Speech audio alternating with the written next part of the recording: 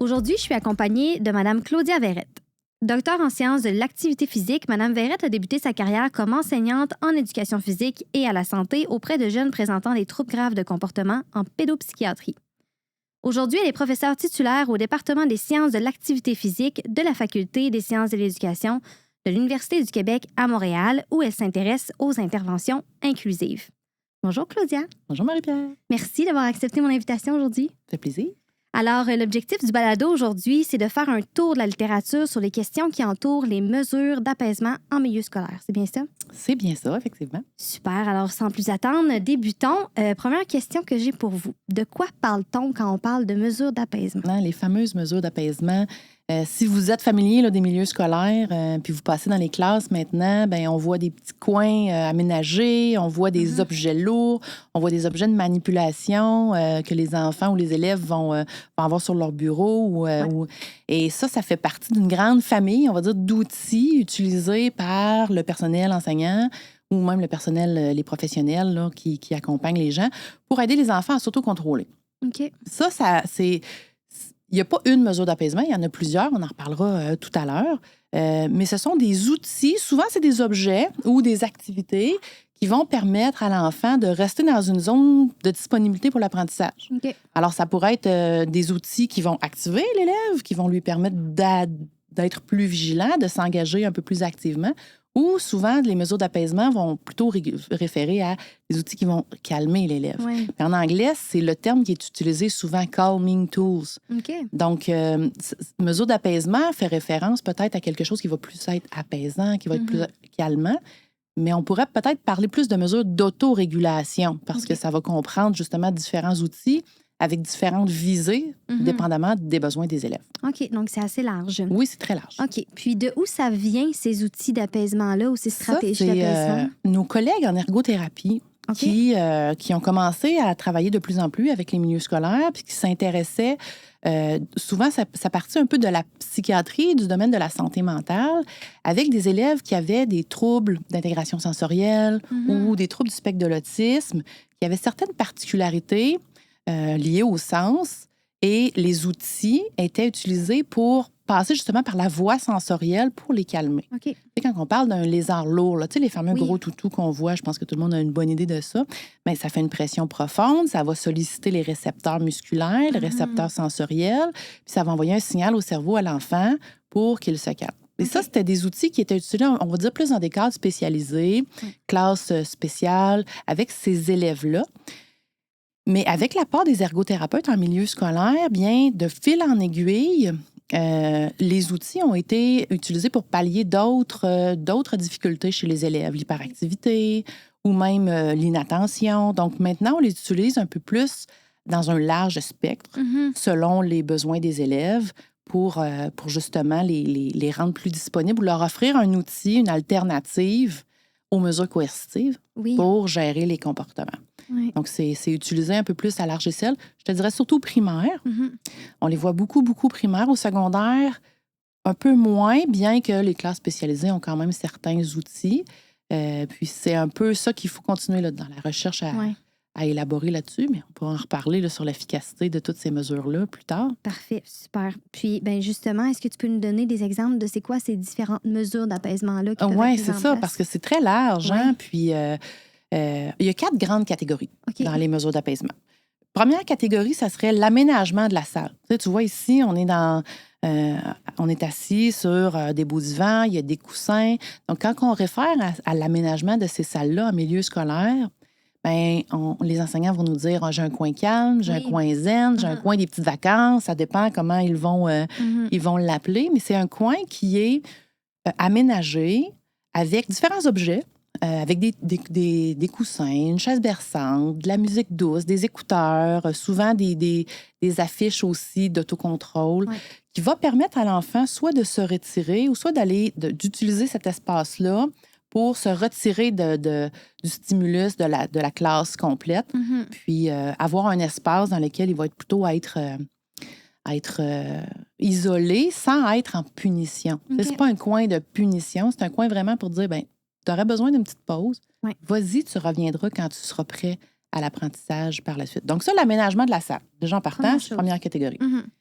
Les deuxièmes grands outils d'autocontrôle, là, je vais les appeler comme ça maintenant, ça serait les mesures d'apaisement physique. Hein? Souvent, là, qu'est-ce qu'on dit à un enfant qui est énervé au début?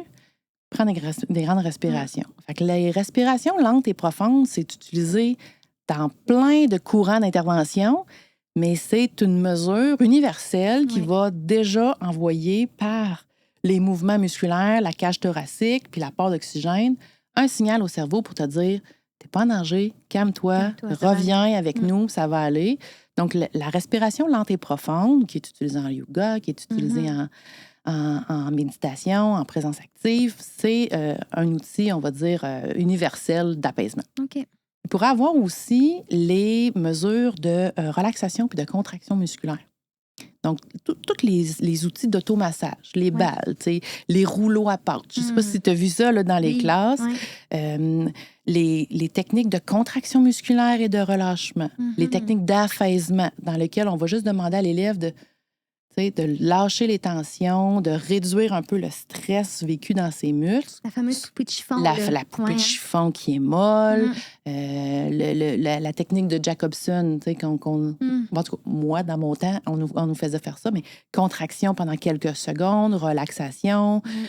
Donc ça, c'est une technique, une autre mesure d'autorégulation qui va solliciter la sensation physique, donc tout l'aspect sensoriel et musculaire, pour, même chose, envoyer aussi un message d'apaisement puis de signal que tu n'es pas en danger à l'élève, puis pour lui permettre de se relaxer. Donc là, on est plutôt dans la zone d'apaisement. Oui. OK? Ça, c'est les deux grandes mesures physiques. Il y a tous les outils de diversion de l'attention ou les techniques d'ancrage. OK. Ça, c'est la troisième grande famille là, des outils d'autocontrôle. Et c'est dans cette famille-là qu'on va retrouver tous les fameux objets inimaginables. Là, il en sortent à toutes les semaines, là, des objets les fidget spinners, les toutous lourds. Donc, ils ont des visées un peu différentes par rapport mettons, aux apaisements physiques. Puis, ils peuvent répondre à des objectifs différents selon les besoins de l'élève. Okay. Technique d'ancrage, c'est quoi? C'est, on va le dire en anglais, là, se grounder ou se sortir d'une situation qui est perçue difficile pour l'élève pour réorienter l'attention sur d'autres choses. Okay? Donc, s'éloigner un peu de la situation dans laquelle on n'est pas bien en utilisant soit une technique de visualisation, de l'imagerie positive, des techniques de concentration. Tu sais, faire un casse-tête, ben ça te demande de focusser sur un objet, puis d'oublier un petit peu ce qui est en train de se passer. Donc, ça coupe un peu l'influence négative de ce qui est en train d'arriver, puis des fois, c'est l'élève qui le perçoit comme ça, des fois, c'est la situation, tout dépendant. Puis ça lui permet de réorienter son action, sa pensée ou ses sensations sur un objet différent. Donc, ça, c'est les techniques d'ancrage, de diversion de l'attention. Excuse-moi, je me suis inversée, là. On parle plus de diversion de l'attention. Puis l'ancrage, ben, ça serait écouter de la musique douce. Ça serait les fameux animaux lourds qui vont envoyer des signaux d'apaisement, justement. On parle aussi des fois de couverture lestée. Ça serait peut-être un usage spécialisé là, avec la recommandation d'un ergothérapeute, mais des objets qui vont envoyer des signaux physiques et sensoriels pour permettre à l'élève de se recentrer, en fait, sur d'autres sensations puis rediriger un peu l'objet de son stress là-dessus. Tandis que les techniques de diversion, comme je parlais plus tôt, là, on va parler de faire d'autres choses, se changer les idées. Exactement. C'est ça. Donc, se changer les idées en démontant un vieil ordinateur du centre de service scolaire, en classant des blocs de Lego par couleur, par grosseur de numéro. Donc, ça, on peut... Les enseignants sont super imaginatifs là, pour trouver des... Moi, je suis en éducation physique. Les enseignants d'éducation physique, ben, ils ont l'avantage d'avoir plein de coussins de tout mou, mais aussi d'avoir des comptes de couleurs à classer, des objets. Donc, ils peuvent se servir un peu de la même façon de ces objets-là pour changer les idées, puis permettre à l'élève de se retirer de la situation puis de revenir quand il se sent prêt. Donc là, on est plutôt dans, as-tu besoin de t'activer ou as-tu besoin de de te recentrer. Ouais. Ça peut jouer dans les deux côtés. Puis les fameux fidget spinners là, qu'on voit tellement, est-ce que ça rentre dans cette catégorie-là? Ça rentre dans cette catégorie-là. Les fidget spinners, bon, selon notre définition, là, pourraient être un ancrage, là, tout dépendant. On parlera de l'efficacité. Là. Pour l'instant, la recherche, ce qu'elle nous dit, c'est plutôt un objet de distraction, dans le sens où ça... Et c'est là la ligne, des fois, c'est des objets. Hein? Ouais. Toutes sortes d'objets pourraient devenir un outil d'apaisement. Là. On voit des petits autocollants maintenant, tu sais, quand tu colles sur le bord de ton ordinateur, puis tu flattes parce qu'il est doux. Oui. C'est la même affaire. Ouais. C'est un outil, mais... C'est l'utilisation qu'on en fait. Puis ça sera la réflexion qu'on en fera aussi comme adulte qui accompagne l'enfant ou même comme enfant pour dire, ben moi, si j'ai besoin de flatter un petit toutou, puis ça me calme, ben ça sera ça. Moi, si j'ai besoin de cliquer pour m'activer, ben ça sera ça aussi. Ouais. Puis c'est un moyen d'emmener l'élève à reconnaître ce qui se passe dans sa situation, puis ce qui, lui, va lui faire du bien pour rester disponible à l'apprentissage. Ouais. Tout pourrait devenir l'objet d'être un outil d'apaisement, tout dépendant si ça répond à ton besoin à toi. C'est ça. Je comprends. Donc ça, c'est la troisième catégorie. Puis de plus en plus, c'est sûr que moi, je suis en éducation physique, donc je m'intéresse à cette catégorie-là, mais c'est l'utilisation de l'activité physique, du mouvement, pour amener l'élève, justement, à se rendre aussi disponible aux apprentissages ou à se relaxer. Et là, on peut vraiment le voir. Puis, dans les études, ce qu'on voit, c'est que l'activité physique peut être presque mise en place dans une perspective de réponse à l'intervention en multiniveau. Là, donc, ce qu'on sait, c'est que juste de faire de l'activité physique pendant 20 minutes, au moins un niveau d'intensité élevé, ça l'aide à l'élève à se concentrer par la suite, à atteindre évidemment les bénéfices de santé, mais aussi à profiter de cette période-là par la suite pour récupérer puis être plus calme. Donc, faire l'activité physique, ça l'aide. Donc, ça, les cours d'éducation physique, les récréations, les arrivées à l'école le matin actives, les corridors actifs, tu sais, mesures de premier niveau, universelles, tout le monde, tous les élèves peuvent le faire. Dans certains milieux, on utilise l'activité physique en mesure ciblée de deuxième niveau, où là, on pourrait faire des sous-groupes de besoins, des élèves qui ont besoin d'un peu plus d'activité physique, puis de leur permettre des périodes supplémentaires, soit en récompense, si tu fais la tâche attendue, tu iras faire un 5 minutes de plus avec le prof d'éducation physique. Il y a certains milieux qui commencent maintenant à être très flexibles là-dedans, puis permettent aux élèves de profiter de l'activité physique, et ça répond un peu aux mêmes objectifs. Ou on va en faire de l'activité physique, on va faire des pauses actives, puis après, tu vas être capable de faire ta dictée. Donc, ça peut être soit en anticipation de la conséquence ou en récompense après d'un comportement attendu. Donc, ça peut être utilisé un peu en gestion presque comportementale, on va le dire, comme ça. Et le troisième niveau, ça serait les mesures vraiment individualisées. Et moi, on a eu la chance de faire des projets de recherche avec des écoles d'enfants qui avaient des troubles graves de comportement. Et ils avaient une salle qui s'appelait le ring.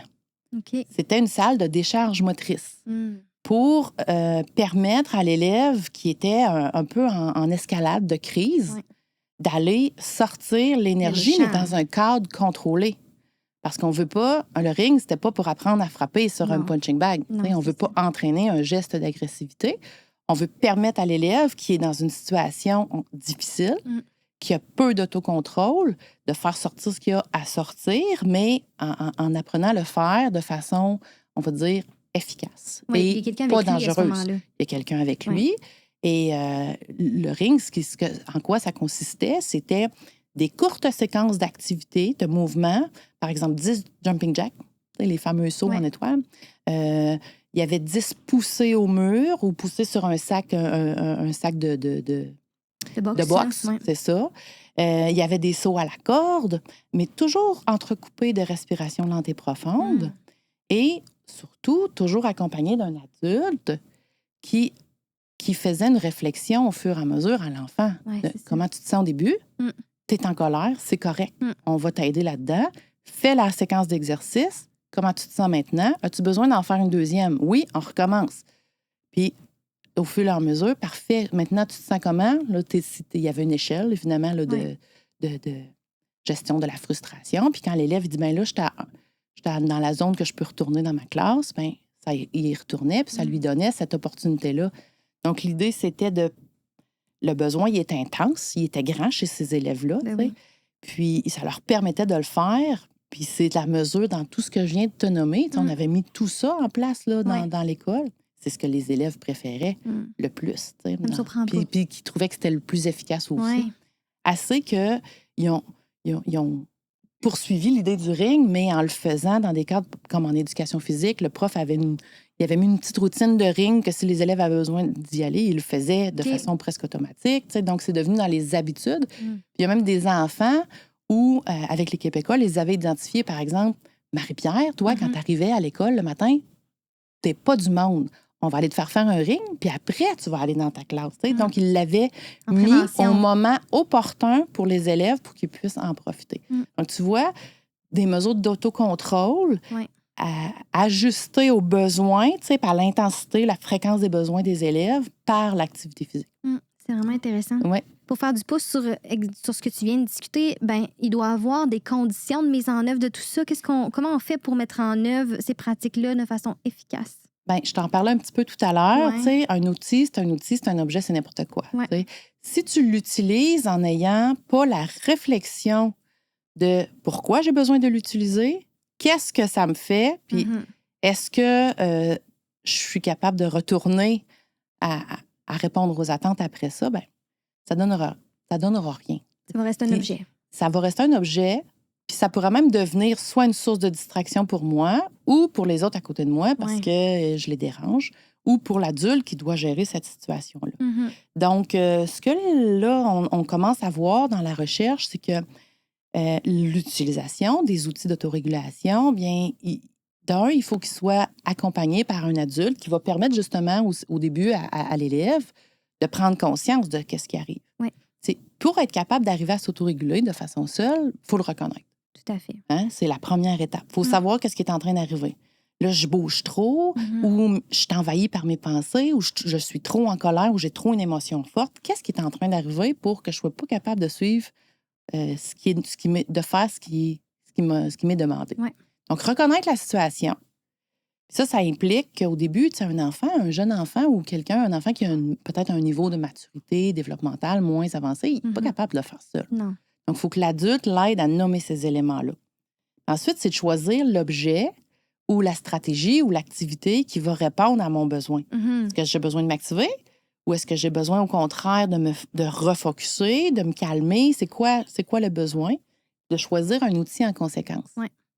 Puis ça se pourrait que l'outil, ça ne soit pas le même d'une journée à l'autre, ça ne soit pas le même d'une semaine à l'autre, ni d'un enfant à l'autre. Donc, la recommandation, c'est, au début, de permettre aux enfants de prendre connaissance de tous ces outils-là puis de les amener à réfléchir pourquoi tu l'utiliserais, toi, cet outil-là, ou qu'est-ce que ça te fait quand tu l'utilises, puis de leur en faire choisir un peu quelques-uns, créer leur répertoire ou leur inventaire personnel pour justement qu'il y ait différentes possibilités quand ils auront besoin réellement de l'utiliser. Il faut comme pratiquer. Il faut comme se pratiquer à l'utiliser. Puis ce que les enseignants nous disent aussi, c'est qu'au début, tout le monde veut utiliser les outils. C'est la nouvelle affaire. Puis, même si le coin calme, il est fait pour les enfants, on va dire hyperactifs, les petites filles anxieuses, ils vont aller l'utiliser parce qu'ils veulent y aller. Donc, il faut leur permettre de s'habituer à ça pour que la récréation, puis la lune de miel, après, diminue. Puis ensuite, on l'utilise de façon efficace, en reconnaissant, en offrant des choix aux élèves, puis surtout en les accompagnant sur est-ce que ça a été efficace ou non. Le retour. Le retour. Ça peut être fait à l'aide d'affiches dans lesquelles on demande aux élèves de pointer au début parce qu'ils ne sont pas capables de verbaliser ou pour les plus petits. Puis plus tard, on les amène peut-être à le faire de façon automatique, mais est-ce que c'était efficace? As-tu besoin de continuer de le faire encore? Puis la prochaine fois, pourrais-tu faire autrement? Ça se fait pas du jour au lendemain. Non, c'est ça. C'est un processus. C'est un processus. Puis si moi, je suis toute seule comme enseignante qui fait ça dans l'école, ben ça va être plus long parce que mes élèves ne seront pas exposés aux mêmes stratégies avec avec les autres personnes enseignantes. Donc, l'idée aussi, c'est que l'école, ou on va dire les acteurs qui entourent les mêmes élèves, sans que ce soit l'école au complet, aient des stratégies communes, puis des idées communes aussi de comment amener ces objets-là pour que ça devienne toujours un peu la même façon de faire, puis que j'aie accès aux mêmes procédures pour chacun.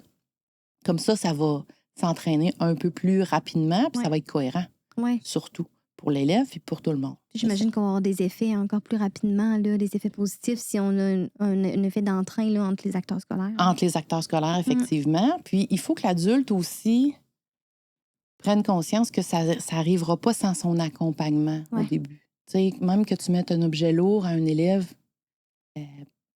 peut-être que l'aspect physique va fonctionner pour cet élève-là, mais il n'apprendra pas non plus à se reconnaître puis à moduler ses émotions puis à les exprimer aussi de façon efficace par la suite.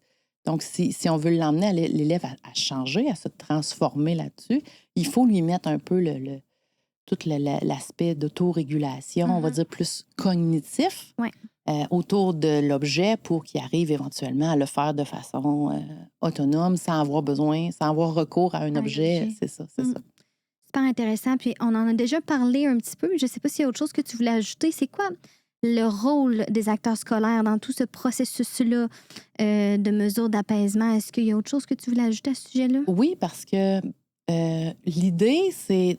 L'image que je donne souvent, puis je te l'ai déjà dit à toi puis dans les conférences, c'est là, on a un élève qui est en difficulté. Il n'y a pas les outils pour s'autoréguler lui-même.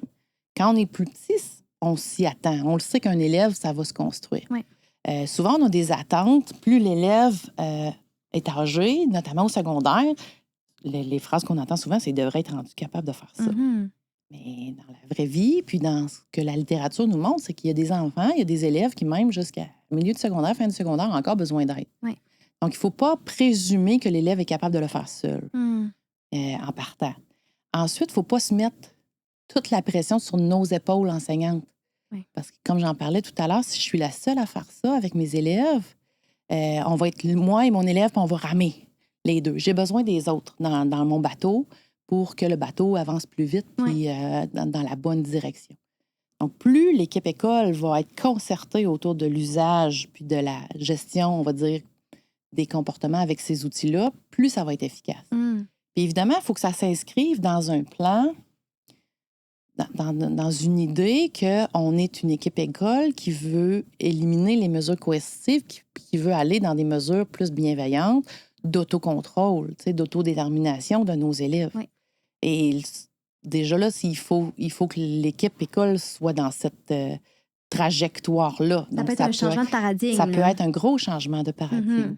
Parce que le coin ou le fameux banc, là, tu sais, le banc en éducation physique, là, le même banc peut être un objet d'autorégulation ou un objet de punition. Tout à fait.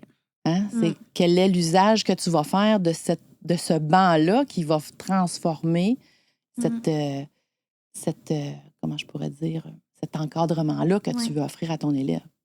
Donc, il faut que ça s'inscrive dans un plan réfléchi par l'ensemble de la communauté qui va entourer l'enfant.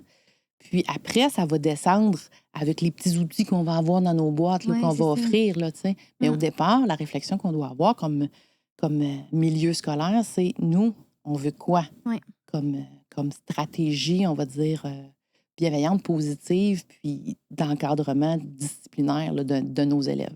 Donc, c'est souvent, les enseignants vont mettre ça en place. Puis après 3-4 mois, mais c'est pas efficace. Mais c'est parce que les autres conditions, elles n'étaient pas là, c'est ça. Donc, l'outil, en tant que tel, les enfants, ils vont juste se tanner puis ils vont les oublier au bout du compte. C'est ça. C'est vraiment intéressant. Puis, en terminant, j'ai le goût de te demander, c'est pour nos auditeurs qui souhaitent en savoir plus sur le sujet, aller un peu plus loin, est-ce que tu aurais des ouvrages à proposer, sites web, bref, des références là, pour aller plus loin? Oui. Bien, dans les ouvrages, moi et Hélène Massé, on a écrit des livres justement sur la gestion de la colère et de la frustration, se faire des amis et les garder, gérer ses émotions positivement, qui sont des programmes d'intervention dans lesquels on invite les intervenants scolaires, ça pourrait être un prof, ça pourrait être une TES, ça pourrait être une psychoéducatrice, à animer des groupes auprès des élèves Et dans ces livres-là, justement, on a des modules qui concernent directement les mesures d'apaisement et les mesures d'autocontrôle, OK. donc celles qu'on vient de Oui. discuter. Donc ça, c'est un outil pratique là, d'intervention directe sur le terrain. Ouais. Il y a le livre aussi, un chapitre dans le livre des conduites agressives à l'école de Nancy Godreau, Mhm. qui, là, va faire un peu ce qu'on a fait ensemble aujourd'hui, là, l'état de la littérature sur les mesures d'autocontrôle. Puis, en termes d'articles professionnels, on a publié quelques articles dans la revue La Foucade Oui. qui décrivent les outils, qui suggèrent aussi des conditions d'efficacité de ces outils-là. Puis, on a un article qui va sortir très prochainement dans Vivre le primaire OK. sur les mesures d'autorégulation. Donc, pour les membres, les acteurs scolaires, ce Mhm. sont des outils là, faciles, accessibles, Oui. qui vont pouvoir leur permettre de prendre un peu plus connaissance de ces éléments-là. Parfait, super. Donc, pour les auditeurs, on va mettre ça là, sous la vidéo ou sous le lien là, pour le balado. Merci beaucoup. Merci pour votre temps. C'était bien agréable aussi de discuter de tout ce sujet-là. On a fait vraiment un premier pas là, dans le sujet des mesures d'apaisement, mais c'était très intéressant. Merci beaucoup. Et pour nos auditeurs, donc comme je viens de le dire, tout le matériel dont Claudia a discuté va être sous l'épisode d'aujourd'hui. Puis, je vous invite à rester à l'affût de nos médias sociaux. Au plaisir. Ce balado est une production de l'unité mixte de recherche Synergia, fondée en partenariat avec les centres de services scolaires de la capitale, des découvreurs et des navigateurs et l'Université Laval. Cet épisode est fièrement propulsé par les fonds de recherche du Québec via le programme Dialogue, volet chercheurs et chercheuses. Enfin, merci aux productions Upawa qui nous permettent de vous offrir une expérience auditive sans égale.